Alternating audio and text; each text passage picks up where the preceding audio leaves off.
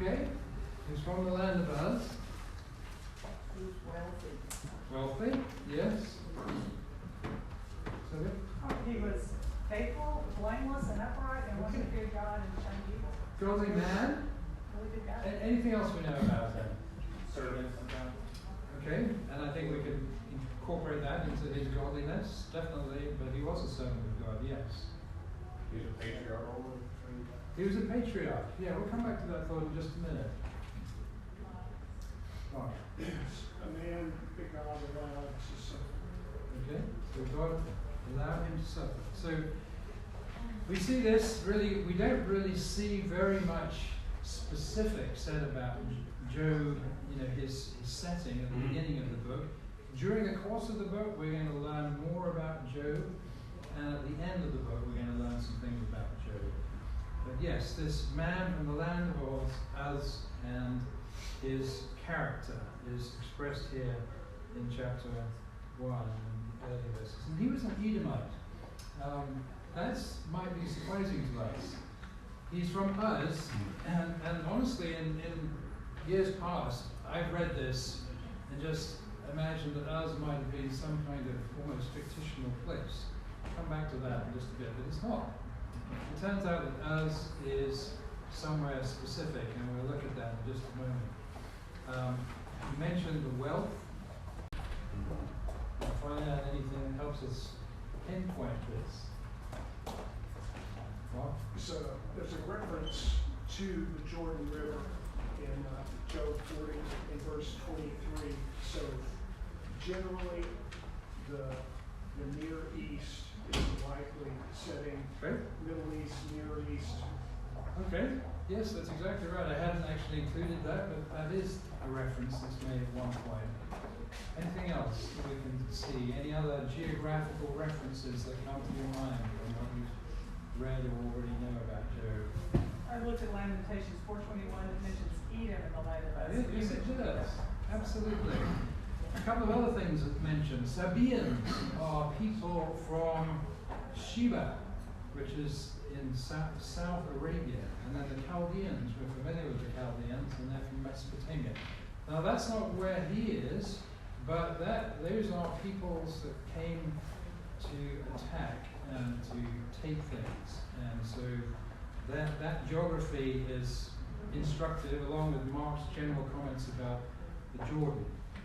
But this is the mention that Sylvia referenced. Rejoice and be glad, O daughter of Edom, you who dwell in the land of Uz. So Uz is in Edom. And Edom is on the east of the Jordan, south in that geography there. We'll look at that in a bit more detail. A couple of other things I want to notice. Eliphaz and Zophar are two of Job's friends. One of them is called a Temanite, and the other one's called a Naamathite. And these are actual places. Teman is in Edom, and the Naamathite name is from a mountain in northwest Arabia, from what I read. I can't actually find the mountain, but I read that is how he was named. So this is, again, pointing to the general location. And we've got a couple of other things. A descendant of Abraham, a descendant of Shua, who is the son of Abraham. Very interesting. And this is not just some random person. This is a person with a specific lineage. And Elihu is a Buzzite, descendant of Buz, who is a nephew of Abraham. So again, we have a connection with Abraham, Abraham's descendants living in a particular area. Also suggests something about the timing of this, and we'll come back to that in a minute. So here's some of the geography. Uz there, Edom in the south of Edom, south of Midian. Who lived in Midian for a period of time? Moses and Jephthah, that's right. So we're going to come back to that point in a minute. Chaldea you see over there between the Tigris and the Euphrates, the Mesopotamian area. That's where those raiders came from. And then Saba or Sheba in the south, the Sabaeans. came up from the south to raid and attack. So there is geography here that points to specific locations. We can't be very specific, but it's not random. It's an actual location, and it's connected to people who live in this area. Where did Abraham come from from the beginning? Where was that? Chaldea. Exactly. So another connection with some of these locations. All right. When did it take place? I asked some questions about clues. Well, actually, yes. Let's talk about that. What clues did you find that might help us to understand when this took place?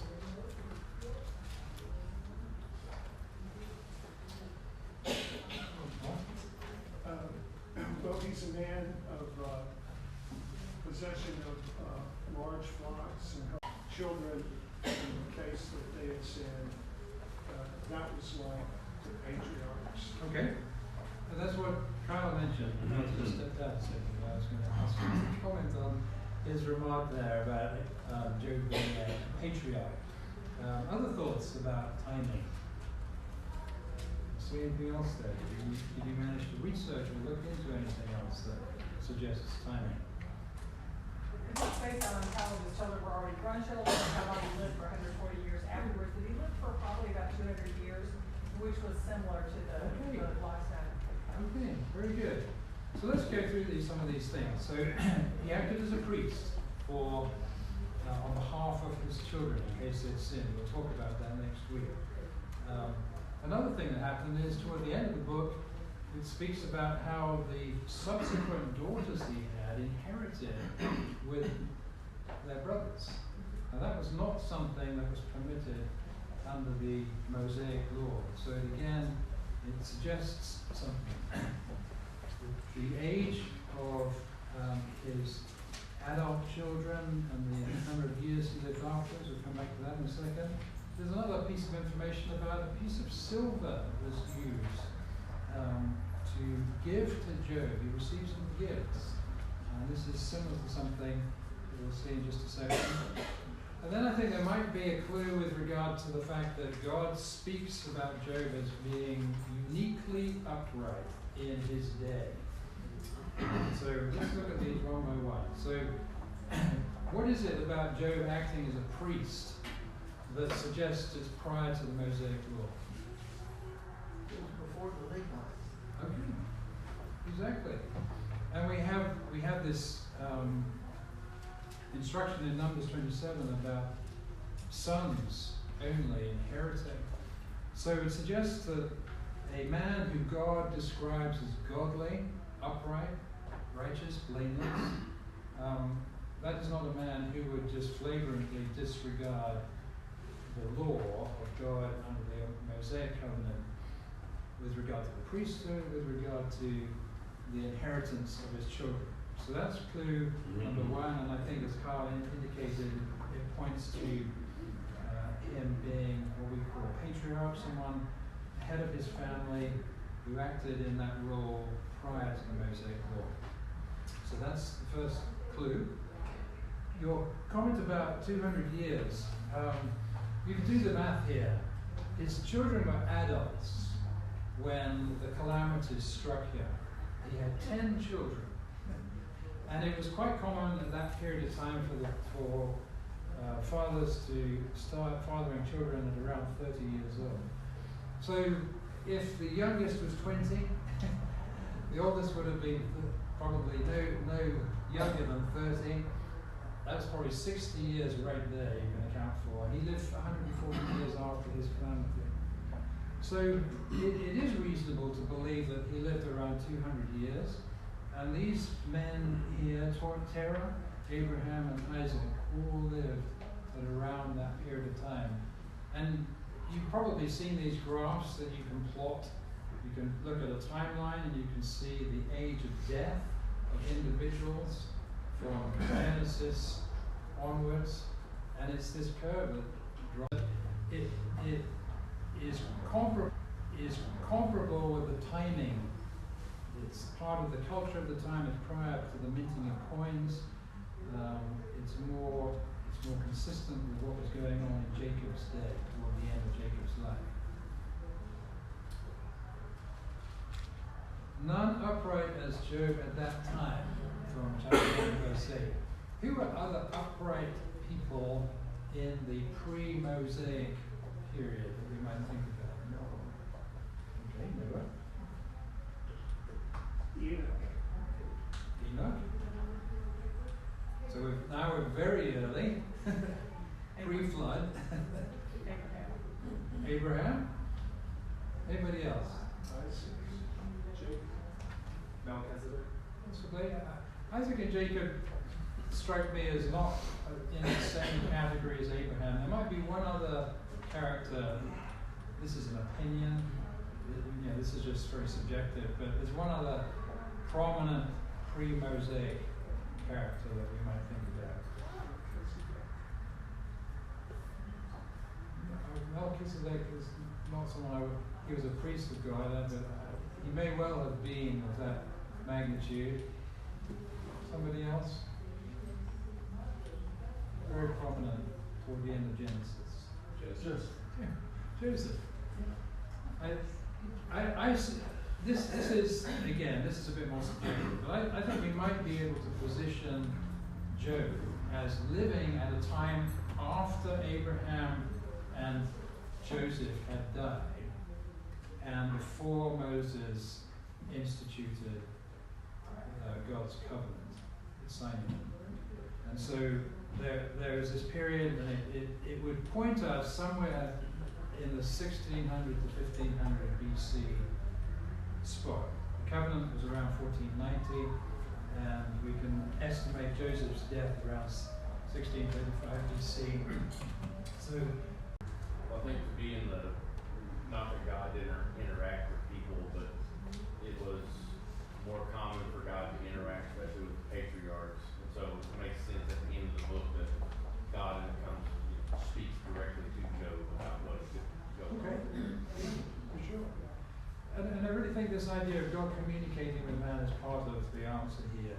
This whole event is set outside of Old and New Covenant principles. So that tells us something right there, and we'll come back to that. And then it's a demonstration of God's involvement with mankind. He was an Edomite. He wasn't. We don't know anything about his lineage. He lived in Edom. We don't know whether he was, from the lineage of Shem, and therefore a Semite, if you like. But he is just. He's not part of God's special chosen people for his own possession at this point that have been set apart. So what does that tell us about everything we're going to learn in the book of Job? Does it tell us anything?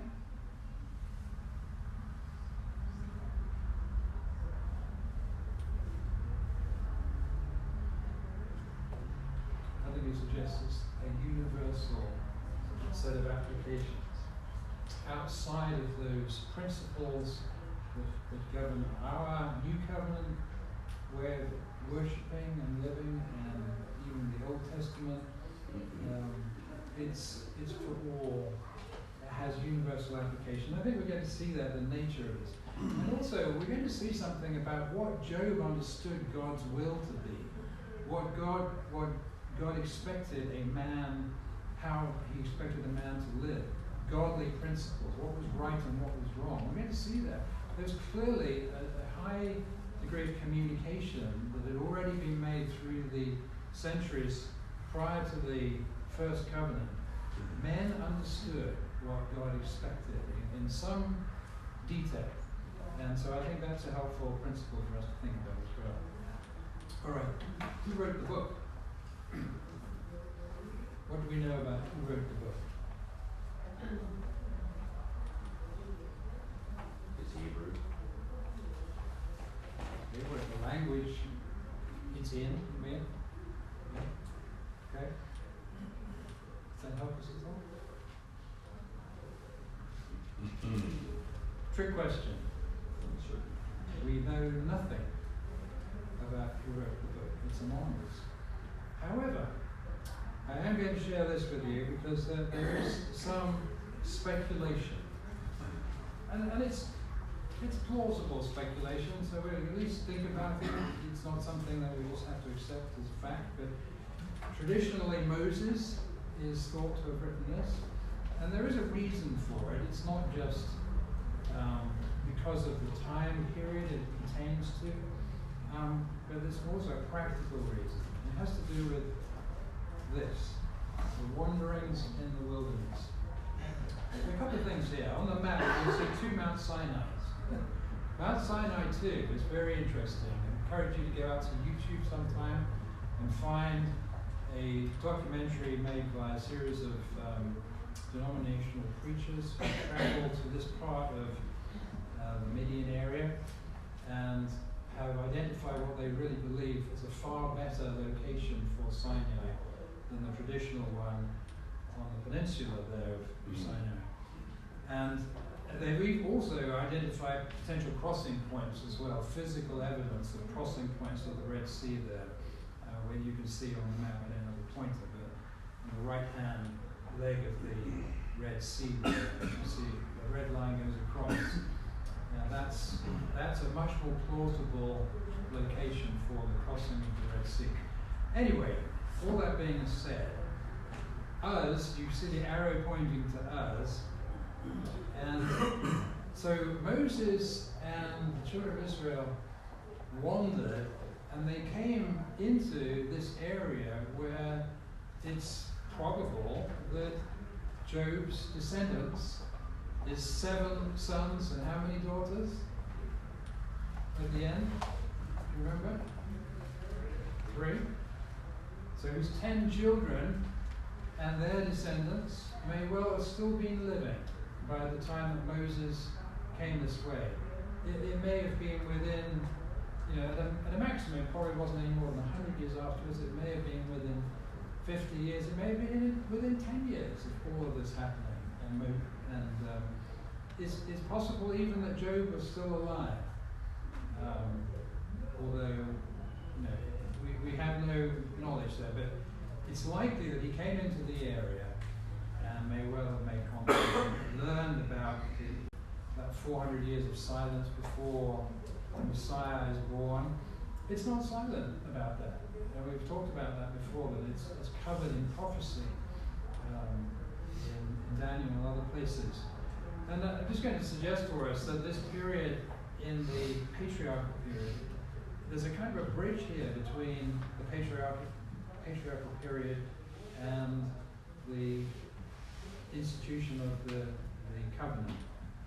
And the Bible may well actually cover that period we think of as relatively quiet and silent. That's, Jeremy, that's a really interesting perspective. If it was Moses, that would connect Job and Moses, both, I think, with Christ as the types of suffering servants of God. Yes. We're going to come back and think toward the end of this series about some connections with Christ. There are many. I want to think about those very specifically, take them head on at the end as we reflect on what Job is teaching us. But let's move on quickly in the interest of time. So, what type of literature would you categorize the book of Job?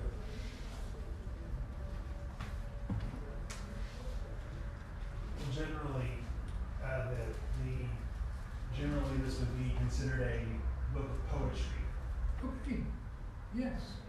It's a book of poetry, and we might actually then further categorize it.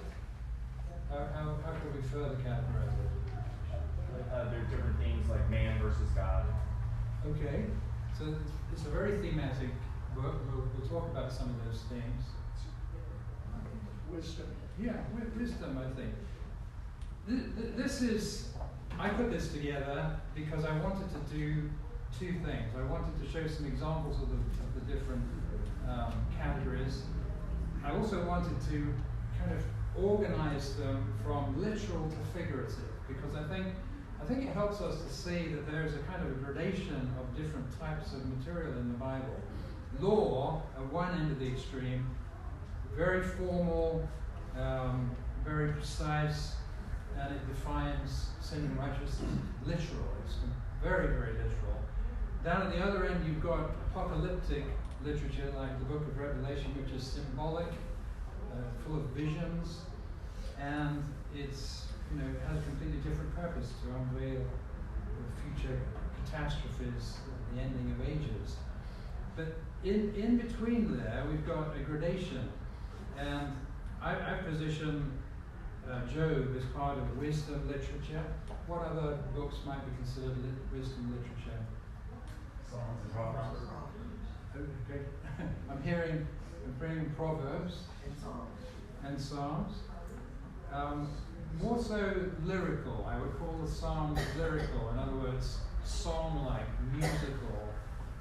That's really their main function, was had a musical dimension, whereas Job is not musical. Proverbs is not musical. And which other book is not musical? It's wisdom. Possibly, I would possibly even put that in the lyrical category as well. What's the one that we've been studying recently? Ecclesiastes. Ecclesiastes, yes. So there is, these are poetry. Job, though, is not only poetry. It's not only figurative and poetic. There is literal content to it. So I've put it slightly further up towards the literal end of things than the Psalms and some of the other literature we could have. But I think this can help us to recognize that when we're reading different parts of the scripture, we're dealing with content that's supposed to be understood literally versus content that may be understood figuratively. And I understand that many of these things are a mixture. These are the predominant characteristics of these different types of literature. So when we're reading Job, we're going to make a distinction between some areas that are very literal and some that are very poetical and figurative. What is it about? What is Job about? In general terms. Suffering. Okay? Whether we're punished for wrongs here on earth. Punishment for sin? Okay. Sometimes bad things happen to good people. All right. And it is about discovering what the greater good is that God is working for us, and the meaning of that as the faithful deal with that suffering. Okay. What? Man's desire to know what God has for him. Okay. These are all good thoughts. Who are the characters? Job and his friends, God saved him. Anybody else? Slaves. Good deal. That's it. Very limited cast of characters. But we learn a tremendous amount from just this limited cast of characters. What are the events that happen? The sons of man go before God. Okay, so there's some heavenly interactions. Then we have destruction, then we have talking about destruction, then we have God describing destruction. Okay, yeah. Job's calamity, calling it. Calamity is just a word that means a catastrophic loss that causes tremendous distress, which I think is a great way of describing what happens to Job. And God's intervention and restoration. That's what it's about. That's what this book is really about. And then the themes. We've mentioned some of them already. There's a spiritual behind the scenes theme. And then there's before Job suffers his calamity. There's not very much said about that. Then there's the calamity itself and a whole slew of speeches, we might call them. I call them exchanges of opinion. some people call them debates. I think that's far too dry. These are not debates. I mean, there's passion going on here. They're really heartfelt exchanges of opinion. And it is opinion as well, because as we learn, they don't really understand a lot of the time what they're talking about. And then there's a brief conclusion at the end. We discover what God has done for Job at the end and how it all works out. And it's a happy ending, which is brilliant. Happy for most of them, anyway. And then below that, we've got the speeches. It breaks up into different groups here. You can see that you might call these interviews. I mean, I don't know. It's not like a job interview, but it's a private, somewhat private anyway, communication, question and answer between God and Satan, and then at the end God and Job, so there's some symmetry there. And then there's these exchanges of opinions between Job and his friends, and we tack on this other person, Elihu, who's an interesting person we'll talk about. But it's a back and forward, because each of these exchanges of opinions involves one friend and then Job responds, another friend and Job responds, another friend and Job responds. And they go back through 3 cycles of this. And then there's this hymn of wisdom, which is basically something that Job kind of praises wisdom, the concept of wisdom, which is another great reason why this would be called wisdom literature. It belongs in wisdom literature because it talks about wisdom ultimately, just like Proverbs and Ecclesiastes talk about wisdom. And then we have, we start off with Job stating how he feels about things, and it finishes up with Job talking about how he feels about things, really his appeal to God. And we're going to see how the opinions and attitudes of men change as a result of this exchange. That's one of the really interesting dynamics of this book, is to see as these discussions take place, these exchanges of opinions take place, their opinions start to change. And some start to harden, and some start to maybe question what they first were thinking and stating. We're going to see that, and that's so true to life. I hope it's true to life. We need to be evaluating what we're hearing back from other people, but also we need to recognize that sometimes opinions will just harden as the more we pound away at them. We'll come back and talk more about that. But this is a complicated picture, but it's really a simple structure when it comes right down to it, but how this material all comes together. So, actual or allegorical?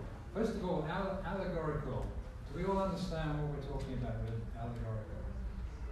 Allegorical is a fictional and often symbolic story to illustrate a truth or principle. Okay? So that's what we're talking about with allegorical content. So, Job has been called allegorical. Why would it matter if it's factual or allegorical? It has a much greater impact if it's based on actual events. Okay, absolutely it does. Why so, do you think? Because you can picture yourself in that position. Maybe you can, maybe you can't, but if you imagine yourself in that position, you realize what a test of faith that is and how your faith might endure or might not. All right. Yeah, I think you hit it head on. The reality of what's going on, if it's factual, it's completely different to this being a fictional account. So let's consider some things. So what do you think might point to it being factual or allegorical? In Ezekiel 14:14, he's mentioned with Noah and Daniel. Okay. So how does that play into this? Well, we know Noah and Daniel were real. Okay. So Jonah must be real also. So you see this as evidence that it's real, actual, factual. Okay. I think much like the parables, there are a lot of parables there was a man or there was a woman, but see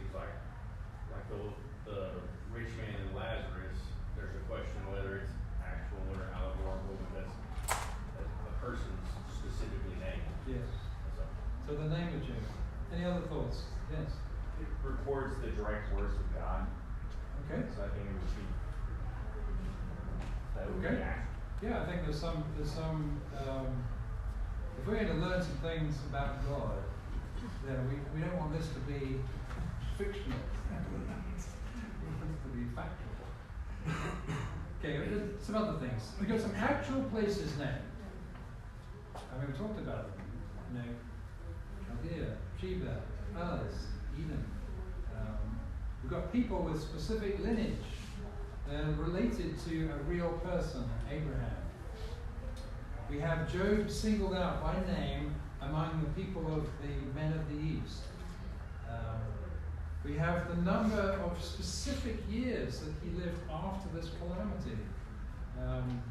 That is an interesting detail. And then, rather like your Ezekiel reference, we have in the New Covenant, we have James making a reference. And what he talks about is the patience of Job, but also God's compassion. Now, if this is fictional, then we're making God's compassion fictional. That's not what we're supposed to learn, that God's compassion is a fiction. We're supposed to be learning something factual. So I strongly believe this is a factual account. We're supposed to learn things from an actual man who suffered these actual things, who interacted with actual people, with an exchange of opinions. We're supposed to learn lessons from all of these things. And again, to put it in a period of time, in actual history, at a particular place. And bring From ancient Latin calamitatis, well, the Latin has a wide variety of meanings, but the French really narrow it down. And what's quoted here is a great misfortune or cause of misery. So he had a lot of misfortune and loss of his flocks and herds and children, and misery from the ailments that he suffered. Yes, one of the key meanings of calamity is the idea of loss. There's lots of ways that we could suffer disaster and distress, but loss is an essential ingredient to the idea of calamity. And that's really what Job was dealing with, was loss. Loss of everything he had, not quite everything, we'll talk about that, and also loss of his health and his well-being, physical. So yes, thank you for pointing that out. Calamity is not a word we use very often these days, but it really fits what happened to Job extremely well. Okay, that's it. Thank you so much. We'll start in on the actual text, looking at chapters 1 and 2. Next week we'll look at the calamity, everything that happens, and some exchanges. Some really interesting exchanges about what happens behind the scenes, spiritually speaking. Thank you very much for your time.